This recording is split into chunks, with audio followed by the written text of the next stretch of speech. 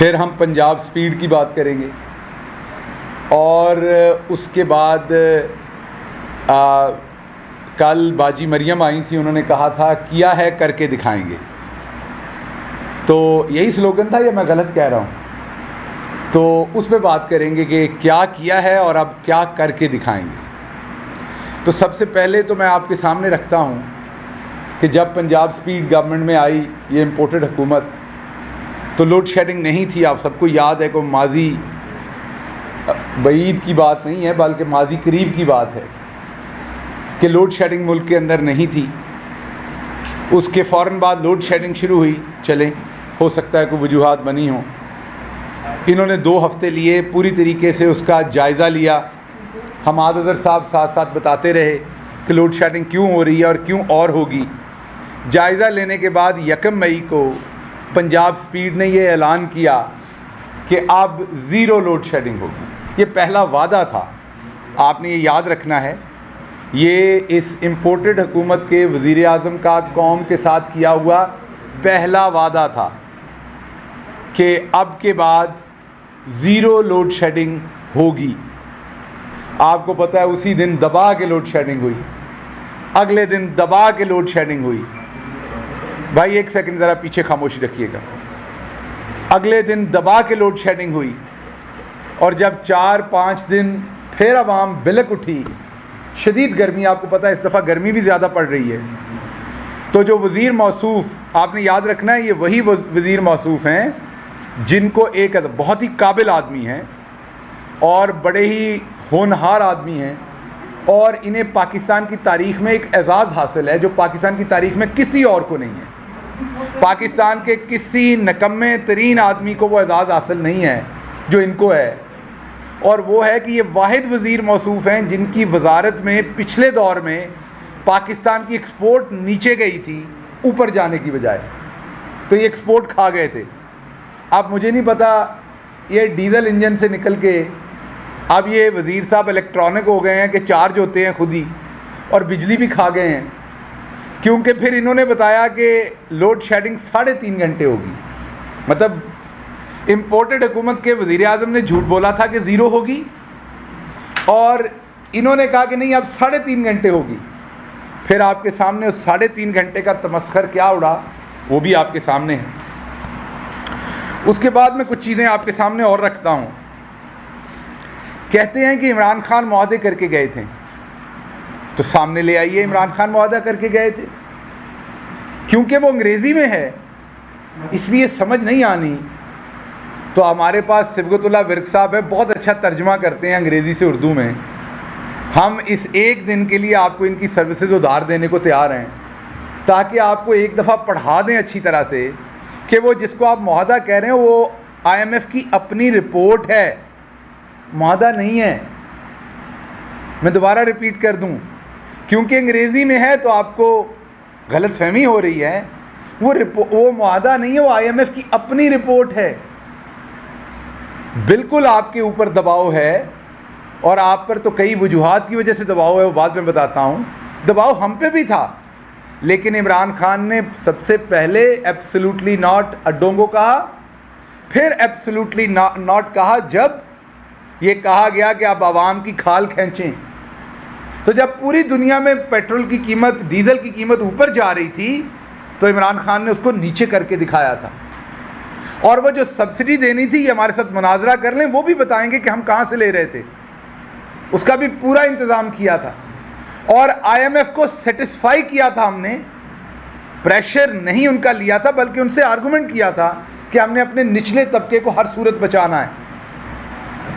IMF आपको कर्जा देता है, ख़रीद नहीं लेता आपको। आप उनके ग़ुलाम नहीं हो जाते कि आपने हर बात माननी है।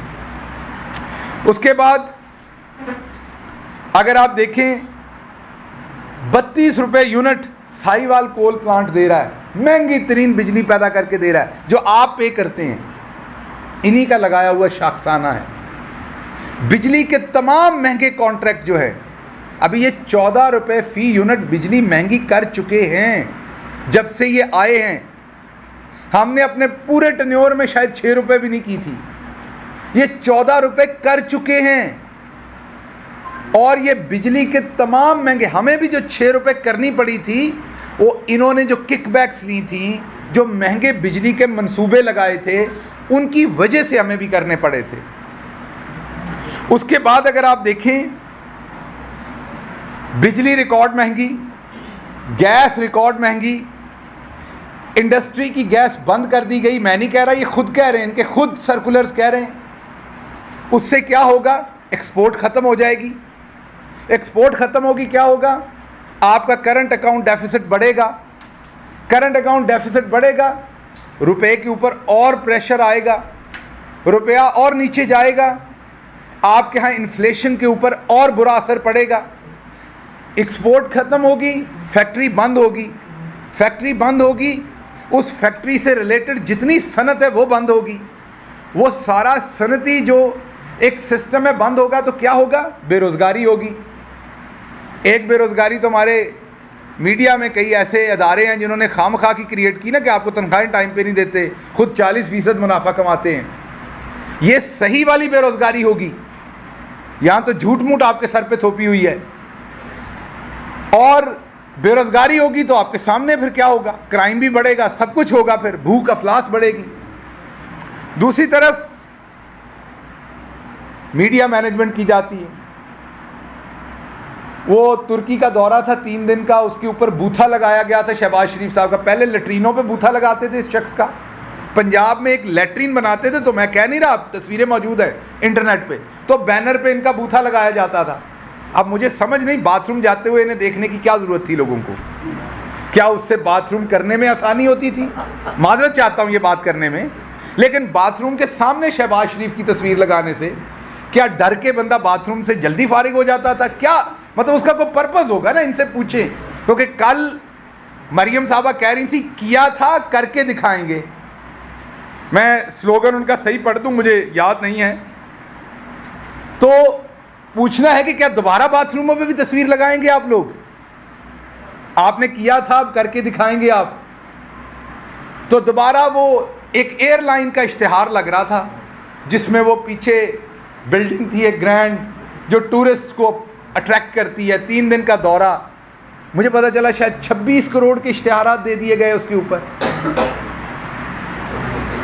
वज़ीर आज़म हाउस, जिसमें इमरान खान साहब ने एक कील नई नहीं लगाने दी। मैं आपको दावे से कहता हूं, एक कील नई नहीं लगाने दी। जब भी कभी बात की उनसे, अगर कोई चीज़ ख़राब थी, उन्होंने कहा इसी से काम चलाओ। मैं इसका गवाह हूं। ये भाई बोल टीवी वाले बंदे की बात सुन लें, वो मुझे भी सुना रहा है। बोल वाले ज़रा ये पीछे बंदे की बात सुन ले, शोर आ रहा है आगे।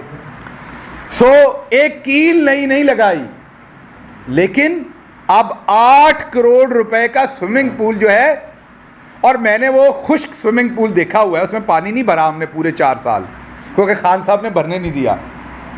मैं कई दफ़ा गया, मेरा दिल भी किया कि इसमें गोता लगाया जाए, उसके इर्द गिर्द चक्कर लगाया, लेकिन वो खुश्क पड़ा रहा 4 साल, क्योंकि पानी पड़ना था, फिर उसकी सफाई होनी थी, फिर उसमें बंदे लगने थे, फिर बिजली का खर्चा होना था। तो ये काम तो खान साहब करने नहीं देते।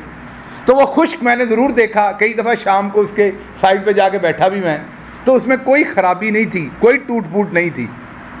अब 8 करोड़ उस पर किस चीज़ के लिए लगाए गए मुझे नहीं पता। उसके साथ भी 2 बाथरूम बने हुए, हो सकता वहाँ भी इन्होंने अपनी तस्वीर लगानी हो। मैं कभी उन बाथरूमों के अंदर नहीं गया जो पंजाब में बनाए, तो हो सकता है टूटी पे भी लगाते हों, लोटे पे भी अपनी तस्वीर लगाते हों, मुस्लिम शावर पे भी लगाते हों, कमोड के अंदर भी हो सकता है तस्वीरें हों ख़ास किस्म की। तो ये मुझे तस्वीरों का शौक़ इनका समझ नहीं आया। किया है करके दिखाएंगे, खुदा का वास्ता ये ना करके दिखाइएगा, बाकी वाले काम कीजिएगा। लोगों ने बाथरूम जाना है, वो एक प्राइवेट मौका होता है, वहाँ पे तो शहबाज शरीफ को मत घुसाइए। बाथरूम में लोगों को प्राइवेसी करने दीजिए मेहरबानी करके। अच्छा, एक और मंतक है, हिंदुस्तान ने अरबों रुपए का पेट्रोल डीजल तेल जो है वो रूस से ख़रीदा। अब ये बात गौर कीजिएगा, हमने रूस से तेल और डीजल नहीं ख़रीदना। क्यों? क्योंकि जी वो अमेरिका बहादुर का दुश्मन है। लेकिन हमने हिंदुस्तान से तिजारत करनी है, ये ज़रा गौर कीजिएगा। हमने रूस से पेट्रोल डीजल नहीं लेना, क्योंकि वो अमेरिका बहादुर का दुश्मन है। लेकिन हमने हिंदुस्तान से हर सूरत तिजारत करनी है। क्यों? क्योंकि वो हमारा दुश्मन है। तो जो हमारा दुश्मन है उससे तिजारत करनी है, किसी और का दुश्मन है उससे नहीं करनी। कुछ शर्म करो। हमें पता है आपने ये किया था, अब दोबारा करके दिखाएंगे, हमें पता है, पर शर्म करें ना, ये करके दिखाएं। आपकी बेइज्जती पहले ही इसी किए पे हो रही है, आप फिर बज़िद हैं कि आप करके दिखाएंगे। आगे चलते हैं। आज से 2 महीने, तकरीबन कोई 3 हफ्ते पहले मैंने एक ट्वीट करके आपको इन्फॉर्म किया था कि इन्होंने खाद बनाने वाली फैक्ट्रीज की गैस बंद कर दी, आपको याद होगा, और प्रेडिक्ट किया था कि इससे खाद की कीमत बढ़ेगी। हमारी हुकूमत के इससे पिछले साल में 5 बम्पर क्रॉप्स हुई थी, और वो ऐसे ही नहीं हुई थी। किसान को गन्ने का पैसा मिला था, उससे उसने फर्टिलाइजर और दूसरी चीज़ों को पैसा लगाया था, तो बम्पर क्रॉप हुई थी। इस साल में हमारी हुकूमत जो चल रही थी, जारी बात है मार्च तक हम थे, तो मार्च तक 4 बम्पर क्रॉप्स हमारी हुई जो मार्च तक बोई जा चुकी थी। अब आगे आप अंजाम देख लीजिएगा। खाद महंगी हो चुकी क्योंकि सारी इंपोर्ट होगी, कारखाने बंद कर दिए गए गैस बंद करके, तो एक्सपोर्ट के तबाही, खाद के कारखानों की वजह से किसान की तबाही। जब आपकी इंडस्ट्री की तबाही हो रही है तो इंडस्ट्री में काम करने वाला मजदूर की तबाही। फैसलाबाद में आपको याद है कबाड़ के भाव पावर लूम्स बिकी थी, और इस वक्त मैं खुद 20 ऐसे लोगों को जानता हूं जिन्होंने हमारी हुकूमत में नई टेक्नोलॉजी की पावर लूम्स लगाई, वही शहर जिसमें बंद कर दी गई थी। ज़र मुबादला कहां तक चला गया? ब्लूमबर्ग की रिपोर्ट आपके सामने है, मूडीज़ की रिपोर्ट आपके सामने है कि क्या हुआ। अब मैं वापस आता हूं, अब स्पेसिफिकली बात होगी मरियम बाजी के दावे पर, किया था करके दिखाएंगे। सबसे पहले तो ये बात शुरू हुई थी, अगर आपको याद हो, हुदैबिया पेपर मिल्स, और उससे भी पहले बीबीसी की डॉक्यूमेंट्री मौजूद है। काजी फैमिली के नाम पे जाली अकाउंट्स बनाए गए, उनमें मनी लॉन्ड्रिंग की गई। अब बाजी बिज़िद हैं कि किया था करके फिर दिखाएंगे। काजी फैमिली आज तक रोती फिर रही है। फिर हुदैबिया पेपर मिल्स के अंदर जब इसहाक डार पकड़े गए तो उनका बयान हल्फी अदालत के अंदर मौजूद है, रिकॉर्ड पे बयान, कि हाँ मैंने नवाज शरीफ और उसकी फैमिली के लिए मनी लॉन्ड्रिंग की थी। अब ये बिज़िद हैं, किया था करके दिखाएंगे। उसके बाद आपके सामने रमज़ान शुगर मिल केस, आपके सामने इवन फील्ड रेफरेंस, जिसके अंदर बाजी ने कैलबरी फॉन्ट जब आया ही नहीं था तब इस्तेमाल कर दिया था। अब बाजी कह रही हैं दोबारा किया था करके दिखाएंगे। उसके बाद बाजी ने जो 90s में अपार्टमेंट बिके थे उनकी जाली ट्रस्ट डीड बना के जमा की, जिस पर अदालत में झूठी करार पाई। बाजी बिज़िद हैं, किया था करके दिखाएंगे। उसके बाद बाजी ने कहा मेरी लंदन तो क्या पाकिस्तान में भी कोई प्रॉपर्टी नहीं है, फिर करोड़ों रुपए की प्रॉपर्टी निकल आई। अब बाजी बिज़िद हैं, किया था करके दिखाएंगे। उसके बाद अल अजीजिया रेफरेंस, आशियाना हाउसिंग स्कीम, उसके बाद पंजाब में लाहौर मेट्रो में करप्शन, वो ये दोबारा बताने लगा हूं। इनके ये जो 6 साल का इनका मुआहदा था, 5 या 6 साल का, उसमें ये डॉक्यूमेंट्री मैंने ये आदिल अब्बासी साहब के प्रोग्राम में ARY में डॉक्यूमेंट्री ये बात दी, और उस पर मैं केस भी भुगत रहा हूँ डेफेमेशन का। डॉक्यूमेंट्री प्रूफ ये दिया था कि पंजाब हुकूमत ने एक मुआहदा किया जो तकरीबन $3.90 के करीब था पर किलोमीटर बसों का, कि हर बस जो चलती है उसके हर किलोमीटर के $3.90 देने हैं पंजाब हुकूमत ने उस कंपनी को जिसकी बसें थी। यह मुआहदा किया उसी कंपनी, क्योंकि बिड नहीं की थी, एक ही कंपनी को मुआहदा दे दिया था। क्यों दे दिया था? उसकी इन्वेस्टिगेशन होनी चाहिए, किस मुल्क की को कंपनी थी, वहाँ पर इन्होंने कोई दौरे किए थे कि नहीं, इन सवालों के जवाब होने चाहिए। फिर जब हमारी हुकूमत आई तो हमने उसको एडवर्टाइज़ किया, प्रॉपर बिडिंग हुई, तो आपको हैरानी होगी, वही कंपनी जिसने $3.90 के करीब, एग्जैक्ट 86 थे या 84 सेंट से या 90 सेंट से, बहरहाल $3.90 के करीब जो मुआहदा जिस कंपनी ने किया था फी किलोमीटर का, वही कंपनी आधे पैसों में वही मुआहदा करती है। तो क्या इस शरीफ फैमिली ने करप्शन नहीं की थी? अब ये कह रही थी किया था, करके दिखाएंगे, तो साबित शुदा है ना। उसके बाद फिर हमारा मकसूद चपड़ासी आ जाता है बेचारा, अकाउंट में 4 अरब, दूसरे चपड़ासियों के अकाउंट में 16 अरब। अब कह रही हैं किया था, करके दिखाएंगे, खुदा का वास्ता दोबारा ना कीजिएगा। साड़ियां चांगरा निकल गई ने पहले थोड़े करन दे नाल। आपने जो कार्रवाई डाली है, पहले लोगों की आंखें बाहर आ गई हैं गुर्बत से। खुदा का वास्ता दोबारा ना करके दिखाइएगा, बहुत कर दिया।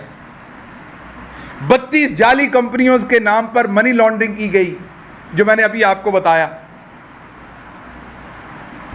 जब अपने ऊपर बात आई तो कहा हमारे पे तो पाकिस्तान का कानून ही नाफज नहीं होता। वही बेटे जो करप्शन करते हैं अभी भी तुर्की में बैठे हुए थे। फॉर्मल डील्स जो होती हैं, पहले जैसे बिजली घरों की डील्स में बैठा होता था, जिसने सारे किकबैक्स लेने हैं, बाद में कहते हैं हमारे बेटों पे तो पाकिस्तान का कानून ही नाफिज नहीं होता क्योंकि वो यहाँ रहते नहीं। किया था, करके दिखाएंगे। हमारे जैसे लोग यहाँ रहते हैं, सारा पैसा कमा के मुल्क में लेके आए। 4 साल पूरे मैं सुनता रहा बैग उठा के भाग जाना है, बैग उठा के भाग जाना है, बैग। और कहते कौन बेशरम थे? जिनका बाप भागा हुआ था बाहर, जिनके बच्चे भागे हुए थे बाहर, जिनकी तमाम लीडरशिप बाहर भागी हुई थी, पता नहीं किस मुंह से ताना देते थे। अब तो भाई साहब हर चीज़ वापस आ गई पाकिस्तान में। वो जरा दवाई लैन गया सी उन्होंने भी ले आओ वापस। और अब तो सबको पता है कि वो बीमार कैसे हुआ था और किसने भेजा था। अब तो खुल गई ना बातें सारी, तो अब वापस ले आए। अब तो पंजाब स्पीड की हुकूमत है, बेटी बैठ के बता रही किया था, करके दिखाएंगे। पहले अब्बा जी ने तो ले आओ, फिर आगे कुछ करके दिखा दीजिएगा। पहले अब्बा जी का मुंह विखा दो लोगों को। आखिरी बात की तरफ मैं जाता हूं। लुथड़ा हुआ है ये खानदान करप्शन में, लेकिन अब पता चला है कि प्रॉपर लंदन की एक कंपनी हायर की गई है, उसे एक बड़े बिजनेसमैन टाइकॉन से पेमेंट करवाई गई है, जिसको ठेकों में और दूसरी चीज़ों में किकबैक्स दी जाएंगी। और उसका काम है, वहाँ से ये टेक्नोलॉजी से रिलेटेड कंपनी है, जाली ऑडियोज़ और वीडियोज़। पहले तो बाजी बैठ के कहती थी ना हमने बनवाई हैं। अब लोगों की काबिले एतराज़ गैर सियासी शख्सियात की मैं बात कर रहा हूँ। सियासी शख्सियात के साथ तो ये कर चुके जो काम करना था। अब गैर सियासी शख्सियात को, जिसमें चैनलों के मालिकान भी मौजूद हैं, मैं दोबारा रिपीट कर रहा हूँ, चैनलों के मालिकान और सहाफ़ी मौजूद हैं, उनकी जाली वीडियोस बनाने का ऑर्डर दे दिया गया है, ताकि फिर उन्हें किसी गुमनाम नंबर से वो जाली वीडियो भेजी जाए और फिर उन्हें कहा जाए कि अब ये वाली खबर दें, ये लाइन लें, तो फिर आपकी जान बख्शेगी। तो भाई जो लोग पहले से बाथरूमों के ऊपर तस्वीरें लगाते हों अपनी, तो जिसकी तस्वीर बाहर लगी वो कह रहा है ना मैं देख रहा हूं आपको अंदर, तो दिल करे अंदर भी। वो सफदर भाई तो कह रहे थे हमने बाथरूमों की वीडियोस बनाई हुई हैं। वो अब पता चला कि वो असल नहीं थी, वो नकल ऑर्डर की हुई हैं। और वो मेरा ख्याल डीप फेक से आपको पता चल चुका हुआ है कि किस तरीके से एक शख्स की आप बना देंगे और उसको पता भी नहीं चलेगा उसकी है या नहीं है। वो भले बेचारा वहाँ हो ना हो, उसने वो तंजीम साजी की हो या ना की हो, लेकिन तंजीम साज वो मशहूर हो जाएगा। उसको घर में भी जूते पड़ेंगे, बाहर भी पड़ेंगे। और बंदे के लिए सबसे बड़ी मुसीबत होती है कि पूरी दुनिया आपका दुश्मन भी मान जाएगा कि आपने तंजीम साजी नहीं की, आपकी बेगम नहीं मानती। तो सियासतदान या सहाफ़ी जो होगा, जब उसको रोज़ घर में बेगम से जूते पड़ेंगे, तो उसने खबर या बाहर प्रेस कॉन्फ्रेंस खाक करनी, वो तो घर को संभालने में लगा रहेगा। और अगर आपने उसके महीने 2 महीने घर में जूते पड़वाते गुजार दिए, तो यही आपका कारनामा। सियासत से आपने उसे आउट कर दिया, सहाफ़त से आपने उसे आउट कर दिया। वो तो भाभी साहबा के कदमों में बैठा होगा बेचारा। तो इसलिए मेरी तमाम भाभियों से ये गुजारिश है कि आपके जो शौहर हजरात हैं उनके बारे में डीप फेक बन रही है। आपके पास अगर ऐसी कोई वीडियो आए तंजीम साजी की तो उसे प्रॉपर तरीके से चेक कर लीजिएगा। वो ज़रूरी नहीं है कि वो उसी शख्स की हो। तो ये इज़्ज़तें उछालने का इनका पुराना काम है। अब मीडिया के ऊपर फोकस शुरू हो गया है, मालिकान पे फोकस शुरू हो गया जो आने वाली है। तो मरियम बीबी ये आपने पहले भी किया था, अब खुदा का वास्ता ये करके ना दिखाइएगा। इससे बड़ी लोगों के घरों में बड़े मसाइल बनते हैं, इवन आपकी पार्टी के अंदर लोगों के घरों में मसाइल बनते हैं। ये तंजीम साजी लगता आसान काम है, इसके बाद में बड़े दूर रस जो है ना वो ख़तरात और नताइज पूरी सोसाइटी को भुगतने पड़ते हैं। तो इसलिए बराए मेहरबानी आप ये जाली वीडियोज़, जाली बातें सिर्फ इमरान खान को टारगेट करने के लिए दिन रात आप कभी किसी खातून पे हमलावर होती हैं, कभी किसी पे होती हैं।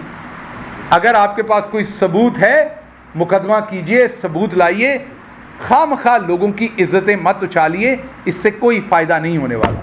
शुक्रिया जी। शहबाज साहब, सवाल कर रही है कि आपने आज बात की कि आईएम के हवाले से बहुत बातें की। स्टार्ट में तो आप लोगों ने कहा था हुकूमत आने से कबल के मर जाएंगे लेकिन पास नहीं जाएंगे, फिर आप गए, लेकिन जो मुआहदे आप लोगों ने किए वो मुआहदे आप सामने क्यों नहीं लाते? वो मुआहदे आप लोगों ने अपनी हुकूमत पार्लियामेंट में क्यों सामने लेके नहीं आए? अब आपके खिलाफ कोई इस्तेमाल हो रही है। देखिए, दो बातें। हमारा जो मुआहदा हुआ वो आपके सामने था। हमारे मुआहदे की शक्ल में ही आपको पेट्रोल सस्ता करके दिया था, हम ही ने किया था ना। ये कहते हैं इन्होंने मुआहदे किए थे, तो फिर हम मुआहदे तो हमने किए थे, पूरा भी हमने ही करना था। तो आपको किस चीज़ की इतनी मुश्किल आई हुई थी कि आपने ज़रूर इस इम्पोर्टेड साजिश के तहत हुकूमत पे आना, जब आपको पता था हमने ये मुआहदे किए हुए हैं, तो अब आप सामने ले आए। हमने तो नहीं किए थे। अब हमारा हुकूमत पे तो कोई इस टाइम नहीं है। हर चीज़ आप जो हुकूमत में करते हैं वो आप दिखाते तो नहीं है ना। आज आपने सुबह टूथपेस्ट किया होगा, आपने वो दिखाया तो नहीं है ना, मुझे करके आए हैं, मुझे यकीन है आपने किया हुआ है। तो इसलिए हुकूमत में हम तो एक नॉर्मल ठीक काम कर रहे थे, कोई गलत मुआहदा नहीं किया था। उसके असरात आपके सामने थे कि हमने इवन पेट्रोल कम करके दिखाया। अगर ये क्लेम करते हैं कि हमने किया तो ये ले आए सामने, कागज़ तो सारे इनके पास हैं, घर तो नहीं ले गए हम। तो इसलिए ये मेहरबानी करके ये झूठ आवाम को ना बेचें, ये बुरी बात है जी। और आप आखिर पे आई हैं, सबसे आखिर पे सवाल लूँगा, पहले सबका है। ये बताइएगा कि जो पेट्रोलियम मसनूआत के हवाले से आपने बात की, जो हुकूमत ये कहती है कि आपकी हुकूमत ने कोई भी बात नहीं की रशिया से पेट्रोल लेने के हवाले से, सिर्फ जाते जाते खत लिखा था जिसका कोई जवाब ही नहीं आया। देखिए, आपके सामने है कि वो हमारी हुकूमत के दौर के बहुत आखिर में वो दौरा हुआ था। वो दौरा 2019 में नहीं हुआ था, 20 में नहीं हुआ था। आपको पता है कब हुआ था? उसके बाद एक इनफॉर्मल निगोसिएशन होती हैं, आपको पता, हर मुल्क की। फिर आप ऐसे नहीं होता कि आपने आते ही, हम इनकी तरह थोड़ी हैं कि हम जाके कहें, आपके वज़ीर आज़म ने ये पहले कभी नहीं कहा, आप जाके ये कहें कि मैं मांगने नहीं आया। हालात बड़े तंग हैं।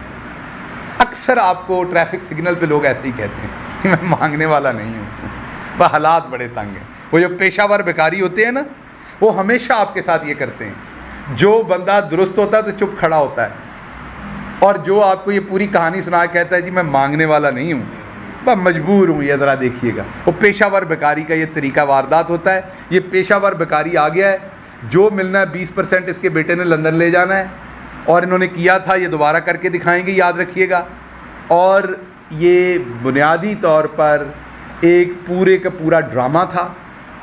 ये कुछ आपने देखा होगा ना कि जो घटिया क्वालिटी की वीडियो होती है उसको आप बड़ी स्क्रीन पर डालें तो उसके पिक्सल फट जाते हैं। ये आपने देखा ना, HD क्वालिटी रहती है। सूबे की स्क्रीन होती है छोटी, कोई भी सूबा हो, उस पर माठी क्वालिटी की वीडियो फटती नहीं है। तो ये पंजाब स्पीड ने वहाँ अपना एक दबदबा बनाया हुआ था, राणा सनाउल्लाह ने बनाया हुआ था। तो छोटी सी टेरिटरी थी ना वहाँ की, यही इनकी राजवाहट थी वहाँ पर। जैसे ही बड़ी स्क्रीन पे बड़े पर्दे पे आए हैं तो आप इनका हाल देखें, ना बात होती है ना चला जाता है। गार्ड ऑफ ऑनर के दरमियान में जो बेचारा वहाँ पर नायब सूबेदार है उसके सामने झुकना शुरू हो जाता है। पता ही नहीं कि कहाँ जाना है, किसको थैंक यू कहना है, कैसे थैंक यू कहते हैं। हालांकि पहले बताया जाता है, गार्ड ऑफ ऑनर शुरू होने से पहले किसी भी प्राइम मिनिस्टर को, किसी भी हेड ऑफ स्टेट को, क्योंकि हर जगह की तरतीब थोड़ी बहुत फ़र्क होती है, तो प्रॉपर बताया जाता है कि वो शख्स है, वो इसको लीड कर रहा है, उसको आपने थैंक यू कहना है, किस तरह कहना है।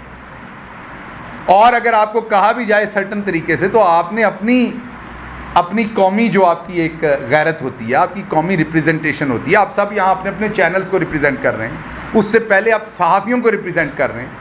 मैं जो भी कहूँ, कोई साथी जो भी कहे, आपने अपना एक मेयार बरकरार रखना है, समझ रहे हैं ना।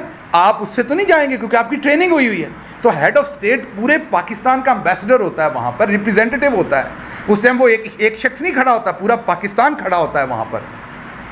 तो कोई अकल नू हाथ मारो, ये बाथरूमों के ऊपर से अपनी तस्वीरें उतारें, किसी वाकई सही प्रोजेक्ट्स के ऊपर लगानी है तो लगा लें, वो भी सुप्रीम कोर्ट ने जहाँ मना किया हुआ है ना करें। ये अखबारों में बूथे लगने से बूथे नहीं चलते। बड़े सारे बंदे हैं जो ज़रूरत रिश्ता के इश्तिहार अखबारों में देते पर उनका रिश्ता नहीं होता। इसी तरह आपकी अखबारों में तस्वीरें देने से आपने लीडर नहीं बन जाना। ये लीडर बनने के लिए काम करना पड़ना है। लेकिन अल्लाह, मैं अंदर से बड़ा खुश हूँ, मुझे नहीं पता बाकी लोगों का, मैं खुश हूँ कि बड़े बड़े पर्दे पे ये पिक्चर आई है। मेरी ज़िंदगी थोड़ी आसान हुई है। पहले सारा दिन आप लोगों को जवाब देने पड़ते थे, 50 पैसे पेट्रोल महंगा होता था, बम गिरता था, न्यूक्लियर बम गिरता था, हर तरह के आपके तुर्श सवालात होते थे। तो मुझे पता है आपको तनख्वाहें भी कम मिलती हैं, फिर तनख्वाहें हैं भी कम, तो आप सबसे ज़्यादा, और फिर आपने खबरगिरी के लिए बहुत सफ़र भी करना होता है, और बहुत सारी जगह पर मेरे जैसे जो डायरेक्टर न्यूज़ होते हैं वो फिर उसको भी काट शाट करते हैं उसके ऊपर भी कि आप इधर नहीं गए तो उधर। तो मुझे सब पता है मजाक के अलावा कि आपकी ज़िंदगी में तेल बढ़ने से क्या परेशानी है, लेकिन अंदर से थोड़ा सा मैं सोचता हूँ कि होना आराम है। ज़रा आपको सुकून भी आया होगा। जो हम जब इस सारी बिखरी हुई सिचुएशन को दिन रात हैंडल कर रहे थे, कोविड था, सब कुछ था, तो मैं एक गिला ज़रूर करूँगा कि कॉपरेशन नहीं आया नेशनल। और ये याद रखिएगा, बीइंग एन एकेडमिशियन मैं कह रहा हूँ, जब हमें नज़र आ रहा हो कि एक बंदा मुश्किल हालात में काम कर रहा है, कोई भी है, आपकी बेगम है घर में मुश्किल हालात में काम कर रही है, फॉर एग्जांपल बच्चे संभाल रही है, उन्हें पढ़ा रही है, आपकी बूढ़ी माँ है उसको हैंडल कर रही है, अपनी नौकरी कर रही है, तो आपका काम है उसका हाथ बटाना। अगर आप उस मुश्किल वक्त में भी उसके ऊपर तानाजनी करेंगे तो फिर आप उसकी सज़ा भुगतेंगे, शायद अपने बुढ़ापे में भुगतें, शायद किसी और ज़माने में भुगतें। तो हमें रेट्रोस्पेक्टिवली सोचना है सबको कि अगर तो वाकई पिछली हुकूमत गलत कर रही थी तो दोबारा तनकीद करें हमारे ऊपर, लेकिन आईने में खड़े होकर ज़रूर देखें और सोचें कि क्या वाकई जो तनकीद की गई थी वो एजेंडे के ऊपर थी या दुरुस्त थी। अगर वो गलत थी तो फिर आज जो कुछ हो रहा है उसको ज़रा ऐसे करके देख लें, उसमें आप भी हिस्सेदार हैं। इस तमाम चोरों को लाने में हम सब फिर हिस्सेदार हैं। इसलिए हम कह रहे हैं तो हम तो नहीं होंगे, लेकिन हिस्ट्री की बात हो कि कोई जो भी आए दोबारा उसके साथ ये काम ना करें। दोबारा भी महंगाई होनी होती, इस तरह की महंगाई नहीं होनी होती, लेकिन कोई 1 रुपया 2 रुपया महंगाई पूरी दुनिया में इन्फ्लेशन होनी होती है। तो ये दोबारा याद रख लीजिएगा अपनी याददाश्तों में कि दोबारा कोई हुकूमत आए और अगर वो जायज़ इन्फ्लेशन हो, आपको चीज़ें जायज़ होती नज़र आ रही हों, तो उनके ऊपर तनकीद करते हुए पहले सोचिएगा कि इनको जायज़ तनकीद जायज़ करें, लेकिन जो नाजायज़ काम दिन रात शुरू हुआ था, हम तो जुराब एक ऊपर करके पहन लेते थे, एक ज़रा नीचे होती थी तो बुलेटिन चल जाता था। जियो टीवी तो इतना मेहरबान था कि समझ नहीं आती थी कर क्या रहा है। शाम को हमें फ़ोन पे कहते थे कि हमसे बेहतर जो है वो सहाफ़त कोई नहीं करता। अगले दिन जब सहाफ़त देखते थे तो वो सहाफ़त नहीं लगती थी। तो मैं तो खुद हैरान था कि क्या हो रहा है, लेकिन हर एक ने आश्कार होना है, ये अल्लाह करीम फरमा चुके हैं। हर एक ने अपने किए की सज़ा भुगतनी। मैंने किया होगा तो मैंने भुगतनी है, मैंने झूठ और तूफ़ान बोला होगा तो मैंने भुगतनी है, किसी और ने किया होगा तो उसने भुगतनी है, और मुझे अब बहुत सारे लोग भुगतते हुए नज़र आ रहे हैं। ये सब जब भी कोई हुकूमत आती है तो भुगतती अवाम ही है। ये बताइएगा कि राना सनाउल्लाह बारहा ये बयान दे चुके हैं कि इमरान खान को गिरफ्तार करेंगे, तो गिरफ्तारी अगर हो जाती है या गिरफ्तार करने आते हैं तो क्या लाएगा? देखिए, पहली बात तो ये याद रखें, राना सनाउल्लाह साहब मेरे शहर के हैं, मैं जानता हूँ। मैं राना सनाउल्लाह साहब को बहुत अच्छी तरह से जानता हूँ। मैं सिर्फ उन्हें ये मशवरा दूंगा दोबारा कि राना साहब इलैलपुर नहीं है, आप हादसतन आप पाकिस्तान के वज़ीर दाखिला हैं। हमें ये पता है कि you are a widow maker, आप बेवाएँ क्रिएट करते हैं, आप लोगों की जानें लेके औरतों को बेवा बनाते हैं। So you are a widow maker. So आप बुनियादी तौर पर मॉडल टाउन में ये कर चुके, दूसरी जगहों पे कर चुके, लेकिन अब आप पाकिस्तान की कौमी सियासत कर रहे हैं। इस तरह की बयानबाजी आज आप इमरान खान और वज़रा साबिक़ वज़रा के बारे में कर रहे हैं, तो सहाफ़ी याद रखें, कल आप ख़बर देंगे आपके बारे में भी करेंगे, किसी और इज़्ज़तदार शख्स के बारे में भी करेंगे। ये रवैया किसी ने हमारी हुकूमत में किया था तो याद करवा दें, इस तरह की धमकियां किसी ने दी थी तो याद करवा दें, किसी ने उससे पहले दी थी तो आपको पाकिस्तान की हिस्ट्री में इस तरह का लबो लहजा किसी डिक्टेटर के वज़ीर दाखिला का भी नज़र नहीं आएगा जो कहेगा मेरी ख्वाहिश है, मैं करूँगा, इस्लामाबाद में घुस के दिखाओ। ये जो ना, ये हिंदी फिल्में बहुत देखते हैं सारे। मरियम सफदर ने भी एक नौशहरा में इलेक्शन जीत लिया तो वो इंडिया वाले कहते थे घर में घुस के मारेंगे। बाजी इतनी बेवकूफ़ है, उसे समझ नहीं आई कि KPK भी तुम्हारा ही घर है, हारना जीतना तो अपनी जगह है ना। अब फॉर एग्जांपल PTI हारती है कहीं पे तो हार जीत तो चलेगी, लेकिन वो मेरा ही घर है ना। PTI फॉर एग्जांपल सियालकोट में सीट हारी है तो वो सियालकोट मेरा ही घर है ना, हारने के बाद वो दुश्मन का घर तो नहीं हो गया। तो ये बीबी की पार्टी एक हादसे की वजह से, खटक साहब का वो स्प्लिट हुआ था, आपको पता है, भाई के साथ, वहाँ जीत गई। तो इनको ये ख्याल नहीं आया कि किसी ज़माने में इनकी भी हुकूमत रही है उस सूबे में, तो ये कह रही घर में घुस के मारेंगे, ये हिंदुस्तानी बन गई एकदम से KPK के लिए। तो ये तो इनकी अकल है। वही काम राना सनाउल्लाह कर रहे हैं कि आप इस्लामाबाद में घुस के दिखाएं। तो भाई ये इमरान खान है, नवाज शरीफ नहीं है जो दवाई लेने भाग जाएगा। बनी गाला है, अगर आपने चलना है मैं ले जाता हूँ साथ, खान साहब बैठे हुए हैं, आपने गिरफ़्तार करना है आप आइए, उसके बाद हिसाब आपसे कौम लेगी। मैं और कुछ नहीं कहता। कौम की पाकिस्तान तहरीक इंसाफ की तैयारी है, हम ये सोच के आए हैं, हम ये सोच के इस वक्त के यजीद के सामने खड़े हुए हैं। और आपके अंदर जो बोलता है हमें वो भी पता है, आप अपने कद से जो 20 फुट ऊंची बातें करते हैं हमें वो भी पता है। लेकिन मसला ये है कि हम आपकी तरह के नहीं हैं। पाँव जलेंगे तो अपने बच्चे को पाँव के नीचे नहीं लेंगे, पाँव जलेंगे तो अपने इदारों को गालियां नहीं देंगे।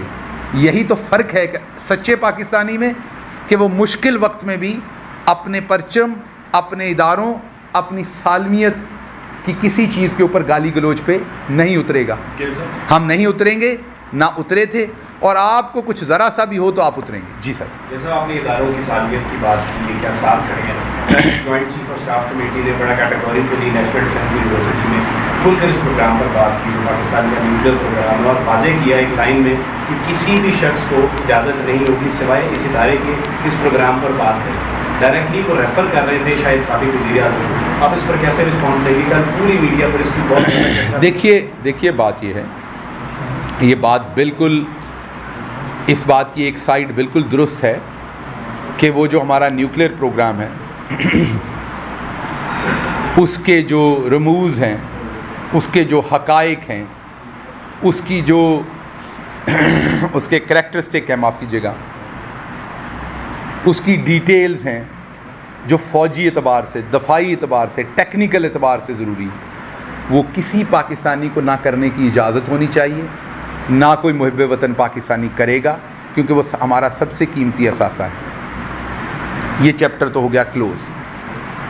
अब अगला चैप्टर है उनकी एक इंटरनेशनल पॉलिटिक्स और इंटरनेशनल रिलेशंस के अंदर उनकी रैमिफिकेशंस है। एक इंटरनेशनल ऑर्बिट में और हमारे इंटरनेशनल रिलेशंस के अंदर उनकी जो सियासी और उनकी जो स्ट्रेटजिक पोजीशन है उसके ऊपर नेचुरली आर्मी की लीडरशिप ने बात नहीं करनी, साइंसदान ने बात नहीं करनी, उसके ऊपर सियासतदान ने बात करनी।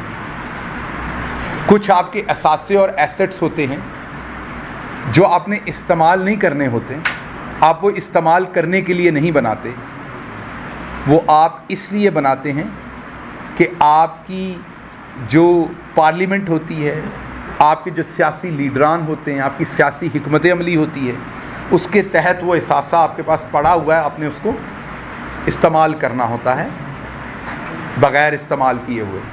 मैं एग्ज़ाम्पल देता हूँ, आप ब्लॉक्स का हिस्सा बनते हैं, मुल्क जाके जंगें तो नहीं करते उन ब्लॉक्स में, अक्सर आप UN के अंदर या आप जाके पैक्ट करते हैं, कुछ इश्यूज़ के ऊपर जाके मुल्कों को सपोर्ट देते हैं, तो आपकी ना फ़ौज उतरती है ना आपके दूसरे लोग, आप वर्बल सपोर्ट देते हैं। जब आप वर्बल सपोर्ट देते हैं तो उनको नज़र आता है पीछे 22 करोड़ की कौम है, 5वीं बड़ी फ़ौज है, एटमी ताकत है, तो वो सारा वज़न आपका लीडर डाल रहा होता है। जैसे अब ये कह रहा है मजबूर हूँ, तो ये एटमी असासों की भी तौहीन ही कर रहा है ना जिस कौम ने बनाए थे। तो इसलिए जो साबिक वज़ीर आज़म ने बात की थी बिल्कुल दुरुस्त की थी। सोवियत यूनियन हमारे सामने है। आप सबको याद होना चाहिए कि जब सोवियत यूनियन टूटा था, तो उनके एटमी असासे वापस ले लिए गए थे। बताता हूँ कैसे। आपको याद है यूक्रेन को भी हिस्से में एटमी असासे मिले थे।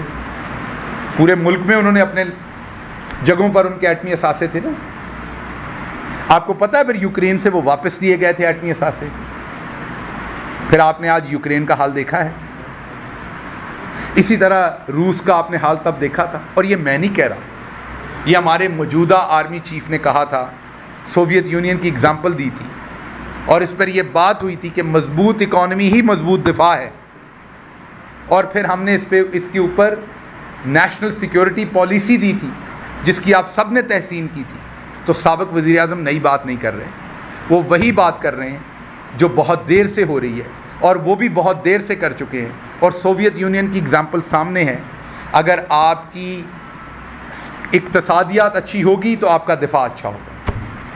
बहुत शुक्रिया जी, थैंक यू।